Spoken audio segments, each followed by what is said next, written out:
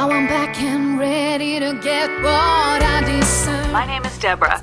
You're at the right place if you're looking to get expert information on indoor air quality and to locate a qualified mold removal expert in your area. I've always kept a healthy home, but now